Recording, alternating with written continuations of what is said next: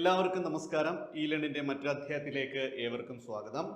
Kerala PSC 10ാം class യോഗ്യതയുള്ള assistant salesman പരീക്ഷകൾ, അതുപോലെ തന്നെ +2 യോഗ്യതയുള്ള police constable driver, prison officer cum driver, fire force തുടങ്ങി നിരവധി പരീക്ഷകൾ വളരെ അടുത്ത് തന്നെ PSC വിളിക്കുകയും പരീക്ഷ നടക്കുകയും നിങ്ങളേവരും തയ്യാറെടുക്കുകയും എഴുതുകയും ചെയ്തിരിക്കും.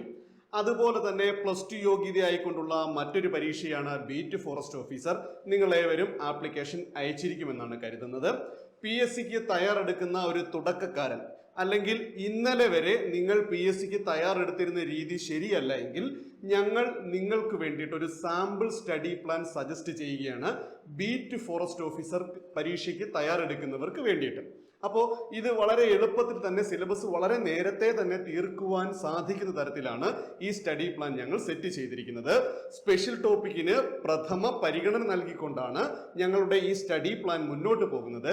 സ്പെഷ്യൽ ടോപ്പിക്കിന്റെ ഭാഗത്തുനിന്ന് മാക്സിമം മാർക്ക് സ്കോർ ചെയ്യുന്നു. അതുപോലെ തന്നെ മാത്സ്, ഇംഗ്ലീഷ്, പ്രാദേശിക ഭാഷ, മലയാളം, ഈ ഭാഗത്ത് നിന്ന് മാക്സിമം മാർക്ക് സ്കോർ ചെയ്യുവാൻ കഴിയുന്ന തരത്തിലാണ് ഞങ്ങളുടെ ഈ സ്റ്റഡി പ്ലാന്റെ ഒരു ഔട്ട്ലൈൻ ആണ് നിങ്ങൾക്ക് തരുന്നത്. ബാക്കി നിങ്ങൾ എങ്ങനെയാണോ നിങ്ങളുടെ സമയം പഠനത്തിന് വേണ്ടി വിനിയോഗിക്കുന്നത് അതിനനുസരിച്ച് സെറ്റ് ചെയ്യുക എന്നുള്ളത് മാത്രമാണ്. അപ്പോൾ നമ്മുടെ ഈ ലേണിന്റെ ഒരു സാമ്പിൾ സ്റ്റഡി പ്ലാനിലേക്ക് പോകുന്നു. താല്പര്യമുള്ളവർക്ക് ഉപയോഗിക്കുക. ഒരു കാര്യം പ്രധാനമായിട്ടും പറയുവാനുള്ളത്, വളരെ അഫോർഡബിൾ ആയിട്ടുള്ള റേറ്റിൽ നല്ല ക്ലാസ്സുകൾ നിങ്ങൾക്ക് വേണമെന്ന് താല്പര്യമുണ്ടെങ്കിൽ നിങ്ങൾക്ക് ഈ ലേണുമായിട്ട് ബന്ധപ്പെടാവുന്നതാണ്. Beat forest officer, Thiruvithamkoor Devaswom board LDC, അതുപോലെ തന്നെ കമ്പനി കോർപ്പറേഷൻ LGS തുടങ്ങിയ വിവിധ തസ്തികകളിലേക്കുള്ള ക്ലാസ്സുകൾ ഈ ലേൺ PSC ഉടൻ തന്നെ ആരംഭിക്കുന്നതായിരിക്കും. ഓൺലൈൻ ആയിക്കൊണ്ട് നോട്ടുകൾ ഉണ്ടായിരിക്കും, ലൈവ് ക്ലാസ്സുകൾ ഉണ്ടായിരിക്കും, റെക്കോർഡഡ് ക്ലാസ്സുകൾ തുടങ്ങി മറ്റനേകം സവിശേഷതകളോടുകൂടിയ ക്ലാസ്സുകളായിരിക്കും നമ്മൾ നിങ്ങൾക്ക് വേണ്ടി തരുന്നത്. നോക്കാം നമ്മുടെ സ്റ്റഡി പ്ലാൻ എന്താണെന്നുള്ളത്. സ്റ്റഡി പ്ലാനിലേക്ക് പോകുന്നതിന് മുമ്പായിട്ട് ഒന്ന് രണ്ട് കാര്യങ്ങൾ, കഴിഞ്ഞ പരീക്ഷകളിൽ നിന്നുള്ള 1-2 ചോദ്യങ്ങൾ നമ്മളിവിടെ ഉൾപ്പെടുത്തിയിട്ടുണ്ട്. സാമ്പിൾ ചോദ്യങ്ങളാണ്. പരീക്ഷയുടെ നിലവാരം എന്താണെന്ന് മനസ്സിലാക്കാൻ വേണ്ടി, ഈ നിലവാരത്തിൽ തയ്യാറെടുക്കുവാൻ വേണ്ടിയിട്ടാണ് ഈ ചോദ്യങ്ങൾ ഇവിടെ ഉൾപ്പെടുത്തിയിരിക്കുന്നത്. ചോദ്യങ്ങളിലേക്ക് കൂടുതലായിട്ട് കടക്കുന്നില്ല, എക്സ്പ്ലെയിൻ ചെയ്യുന്നില്ല, ഉത്തരങ്ങൾ ചർച്ചയൊന്നും ചെയ്യുന്നില്ല. ചോദ്യത്തിന്റെ നിലവാരം മാത്രം നോക്കുക. ഹരിത വിപ്ലവത്തിന്റെ 1ാം ഘട്ടത്തിൽ 1960 പകുതി മുതൽ 1970 പകുതി വരെ അത്യുൽപാദന ശേഷിയുള്ള വിത്തിനങ്ങളുടെ ഉപയോഗം സാമ്പത്തികമായി മുന്നിൽ നിൽക്കുന്ന മഹാരാഷ്ട്ര, ഹരിയാന, പശ്ചിമ ബംഗാൾ എന്നിവിടങ്ങളിലായി പരിമിതപ്പെട്ടു. ഹരിത വിപ്ലവത്തിന്റെ പരിണിത ഫലമായി ചെറുകിട കർഷകരും വൻകിട കർഷകരും തമ്മിലുള്ള അന്തരം, ഹരിത വിപ്ലവത്തിലൂടെ കോളനി ഭരണത്തിന് കീഴിൽ കാർഷിക മേഖലയിൽ നിലനിന്നിരുന്ന സ്തംഭനാവസ്ഥ കുറെയൊക്കെ പരിഹരിക്കാനായി. ഹരിത വിപ്ലവവുമായിട്ട് ബന്ധപ്പെട്ട് ശരിയായിട്ടുള്ള സ്റ്റേറ്റ്മെന്റുകൾ ഏതൊക്കെയാണെന്നാണ് ചോദിച്ചിരിക്കുന്നത്. ഓക്കെ, ഒരു കാര്യം പ്രത്യേകം ശ്രദ്ധിക്കുക. ഇന്നലെ വരെ നിങ്ങൾ പഠിച്ചിരുന്നത് എന്നായിരുന്നു ഹരിത വിപ്ലവം നടന്നത്, ഹരിത വിപ്ലവത്തിന്റെ പിതാവ് ആരായിരുന്നു, ഇന്ത്യയിൽ ഹരിത വിപ്ലവം നടന്ന കാലഘട്ടം, എത്ര കാലഘട്ടങ്ങളിലായിട്ടാണ് ഹരിത വിപ്ലവം നടന്നിരുന്നത് എന്നൊക്കെ ആയിരിക്കും. ഈ ഒരു ചോദ്യം നോക്കിക്കേ. ആ ഹരിത വിപ്ലവം എന്ന് പറയുന്ന ആ ഒരു ഉള്ളിലേക്ക് കടന്നിട്ടാണ് ചോദ്യം വന്നിരിക്കുന്നത്. അതായത് എന്താണ് ഹരിത വിപ്ലവം, അതിന്റെ കണ്ടന്റ് കൃത്യമായി മനസ്സിലാക്കുന്ന ഒരാൾക്ക് മാത്രമേ ഇത്തരത്തിലൊരു ചോദ്യം വന്നാൽ അറ്റൻഡ് ചെയ്യുവാൻ സാധിക്കൂ. ഇൻ ടോട്ടൽ, മുഴുവനായി പറഞ്ഞാൽ അല്ലെങ്കിൽ ചുരുക്കി പറഞ്ഞാൽ, കണ്ടന്റ് കൃത്യമായിട്ട് മനസ്സിലാക്കിക്കൊണ്ട് മാത്രമേ ഇനിയുള്ള പരീക്ഷകളിൽ നിങ്ങൾക്ക് സ്കോർ ചെയ്യുവാൻ സാധിക്കൂ എന്നർത്ഥം.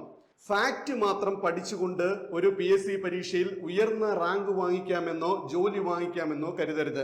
അതായത് വർഷമേത്, ആരാണ്, എന്താണ് എന്നൊക്കെയുള്ള സംഗതികൾക്കപ്പുറത്തേക്ക് കണ്ടന്റ് ഡീറ്റെയിൽ ആയി മനസ്സിലാക്കി കഴിഞ്ഞാൽ മാത്രം ഉത്തരം എഴുതാൻ കഴിയുന്ന രീതിയിലേക്ക് കേരള PSC അതിന്റെ ചോദ്യ പേപ്പർ പാറ്റേൺ മാറ്റിയിട്ടുണ്ട് എന്ന് കൃത്യമായിട്ട് ധാരണയുണ്ടാവണം.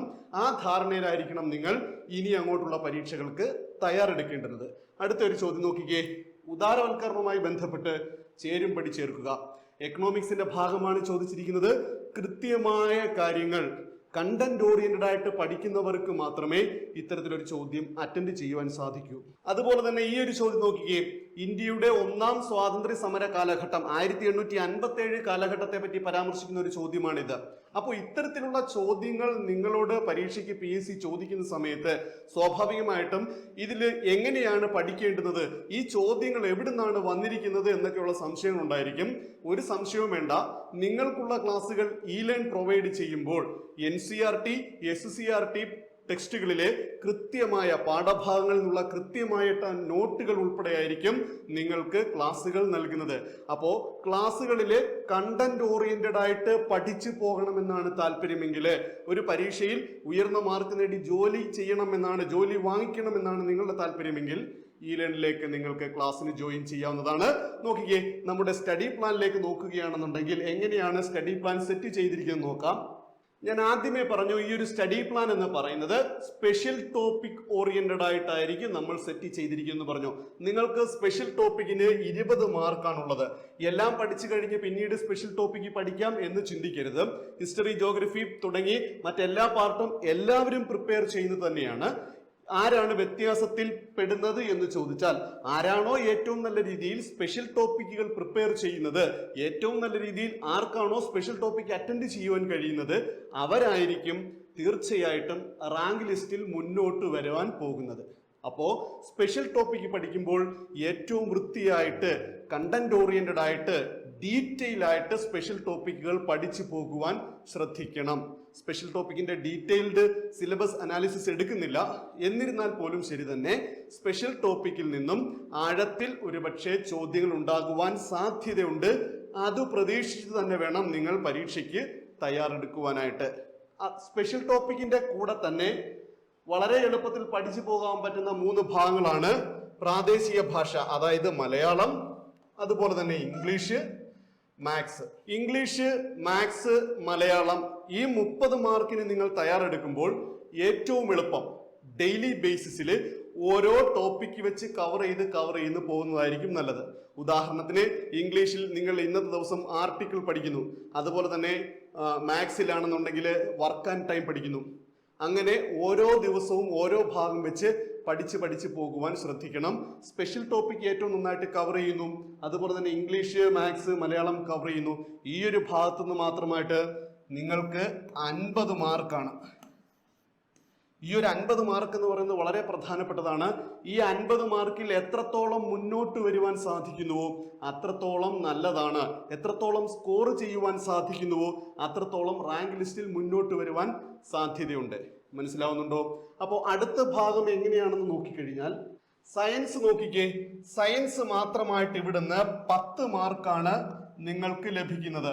ഈ 10 മാർക്കിനുള്ള കണ്ടന്റ് ഒക്കെ വളരെ എളുപ്പത്തിൽ 5 മുതൽ 10ാം ക്ലാസ് വരെയുള്ള SCERT ടെസ്റ്റ് വായിച്ചാൽ തന്നെ ഒരു ഏറെക്കുറെ ഭാഗങ്ങളെല്ലാം സിലബസ് അനുസരിച്ച് കവർ ആകാൻ കഴിയുന്ന തരത്തിലാണ്. പക്ഷെ ടെക്സ്റ്റിലുള്ള വിവരങ്ങൾ ഡീറ്റെയിൽ ആയിട്ട് പഠിക്കുവാൻ ശ്രദ്ധിക്കുക. അപ്പോൾ സയൻസിന്റെ ഭാഗത്തുനിന്ന് ഈ ഒരു 10 മാർക്ക് വളരെ എളുപ്പത്തിൽ സ്കോർ ചെയ്യാവുന്നതാണ്.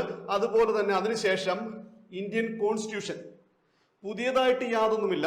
ചോദ്യങ്ങളുടെ നിലവാരം കടുപ്പിച്ചാൽ മാത്രമാണ് ഭരണഘടനയെ സംബന്ധിച്ചിടത്തോളം ഇത്തിരി ബുദ്ധിമുട്ടായിട്ട് വരുന്നത്, അല്ലെങ്കിൽ ഭരണഘടനാ ഭാഗത്തു നിന്നുള്ള ചോദ്യങ്ങൾ ഒരല്പം ബുദ്ധിമുട്ടായിട്ട് വരുന്നത്. അപ്പോൾ എത്രത്തോളം ബുദ്ധിമുട്ടേറിയ ചോദ്യങ്ങൾ വന്നാൽ പോലും ശരി തന്നെ +2 നിലവാരത്തിലുള്ള ഒരു പരീക്ഷയ്ക്ക് ഇന്ത്യൻ ഭരണഘടനാ ഭാഗത്തു നിന്നുള്ള ചോദ്യങ്ങൾ കൃത്യമായിട്ട് അറ്റൻഡ് ചെയ്യണമെങ്കിൽ അതൊരുവിധം നല്ല രീതിയിൽ തന്നെ പഠിച്ച് തയ്യാറെടുത്ത് പോയെങ്കിൽ മാത്രമേ സാധിക്കുകയുള്ളൂ. മനസ്സിലാകുന്നു? അടുത്തത് നോക്കിക്കേ. അതുപോലെ തന്നെ ഭരണവും ഭരണ സംവിധാനങ്ങളും കലാ കായിക സംസ്കാരം, ഈ 4, 3, 7 മാർക്ക്. അതിന് ഒരുപാട് പഠിക്കാനുണ്ട്. പക്ഷേ ഇവിടെ കേരളം ഭരണവും ഭരണ സംവിധാനവും വളരെ എളുപ്പത്തിൽ കവർ ചെയ്യാവുന്നതാണ്, കമ്പയറിംഗ് ടു കലാ കായികം സാഹിത്യം സംസ്കാരം. അപ്പോൾ ഈ ഒരു ഭാഗത്ത് നിന്ന് ഭരണഘടനയ്ക്കും സയൻസിനും ഇമ്പോർട്ടൻസ് നൽകി പഠിക്കുവാൻ ശ്രദ്ധിക്കണം. അതിൻ്റെ കൂടെ തന്നെ കേരളം ഭരണവും ഭരണ സംവിധാനവും പഠിക്കുക. ശേഷം സമയം കിട്ടുമെങ്കിൽ കലാ കായികം സാഹിത്യം സംസ്കാരത്തെ പറ്റിയിട്ടുള്ള വിവരങ്ങളും പഠിക്കുക. ഓക്കെ, അടുത്തത് നോക്കിക്കേ. ഇനി നമുക്കുള്ളതെന്ന് പറഞ്ഞാൽ ചരിത്രം, ഭൂമിശാസ്ത്രം, ധനതത്വശാസ്ത്രം അഥവാ എക്കണോമിക്സ്, ഈ 3 സബ്ജക്റ്റുകളാണുള്ളത്. ഇവിടെ ആദ്യം തന്നെ ചരിത്രത്തിലേക്ക് നിങ്ങൾ പോകുവാൻ നിൽക്കരുത്. കാരണം വെച്ച് കഴിഞ്ഞാൽ അവിടെ വേൾഡ് ഹിസ്റ്ററി പഠിക്കേണ്ടി വരും, ഇന്ത്യൻ ഹിസ്റ്ററി പഠിക്കേണ്ടി വരും, കേരള ഹിസ്റ്ററി ആൻഡ് റിനൈസൻസ് പഠിക്കേണ്ടി വരും. ഒരുപാട് വലിയൊരു ടോപ്പിക്കാണ് എന്തെന്ന് പറയുന്നത് ചരിത്രം. അതുപോലെ തന്നെയാണ് ഭൂമിശാസ്ത്രം. ഭൂമിശാസ്ത്രം പഠിക്കണമെങ്കിലും ഫിസിക്കൽ ജോഗ്രഫി പഠിക്കേണ്ടി വരും. കേരളത്തെ പറ്റിയിട്ടും ഇന്ത്യയെ പറ്റിയും വേൾഡ് ജോഗ്രഫിയും പഠിക്കേണ്ടി വരും. അതും വലിയൊരു ടോപ്പിക്കാണ്. ഈ 2 ടോപ്പിക്കുകളെ വെച്ച് നോക്കുകയാണെങ്കിലും എളുപ്പത്തിൽ കവർ ചെയ്യുവാൻ സാധിക്കുന്ന ടോപ്പിക്കാണ് നിങ്ങൾക്ക് എന്തെന്ന് പറയുന്നത് ഈ എക്കണോമിക്സ് എന്ന് പറയുന്നത്. പക്ഷേ ഒരു കാര്യം ശ്രദ്ധിക്കണം, എക്കണോമിക്സിന്റെ പാർട്ടിൽ നിന്നും ഒരുപക്ഷെ ആഴത്തിൽ ചോദ്യങ്ങൾ ചോദിക്കുവാൻ സാധ്യതയുണ്ട്. അപ്പോൾ ഇത് അറ്റൻഡ് ചെയ്യുവാനായിട്ട് വൃത്തിയായിട്ട് കണ്ടന്റുകൾ മനസ്സിലാക്കിയെങ്കിൽ മാത്രമേ പറ്റത്തുള്ളൂ. പണ്ട് ചോദിക്കുന്ന പോലെ ആരായിരുന്നു സാമ്പത്തിക ശാസ്ത്രത്തിന്റെ പിതാവ് എന്നുള്ള ഒരു ചോദ്യം നിങ്ങൾ ഇനി പ്രതീക്ഷിക്കേണ്ട. കണ്ടന്റിലേക്ക് ഇറങ്ങി നിന്നുകൊണ്ടാണ് PSC ഇപ്പോൾ പരീക്ഷയ്ക്ക് ചോദിക്കുന്നത്. അപ്പോൾ അതിനനുസരിച്ചുള്ള ഒരു തയ്യാറെടുപ്പാണ് ഇവിടെ വേണ്ടുന്നത്. മനസ്സിലാകുന്നു? അതുപോലെ തന്നെ ഇത് ശേഷം ധനതത്വശാസ്ത്രത്തിന് ശേഷം മാത്രമേ നിങ്ങൾ ജോഗ്രഫിക്ക് പ്രയോറിറ്റി കൊടുക്കാവൂ, ശേഷം ഹിസ്റ്ററിക്ക് പ്രയോറിറ്റി കൊടുക്കാവൂ. ഇവിടെ ഒരു കാര്യം പ്രത്യേകം പറയുവാനുള്ളത്, മുൻപ് കേരള PSC നടത്തിയിട്ടുള്ള assistant salesman examination, fireman driver, police driver തുടങ്ങിയ പരീക്ഷകൾക്കൊക്കെ വേണ്ടി അല്ലെങ്കിൽ CPO എക്സാമുകൾക്കൊക്കെ വേണ്ടി തയ്യാറെടുത്തുകൊണ്ടിരുന്ന പഠിച്ചുകൊണ്ടിരുന്നവരായിരിക്കും നിങ്ങൾ. അങ്ങനെയുള്ളവരായാൽ പോലും ശരി തന്നെ ഈ ഒരു പാറ്റേൺ പ്രിപ്പയർ ചെയ്ത് നോക്കുക, തയ്യാറെടുത്ത് നോക്കുക.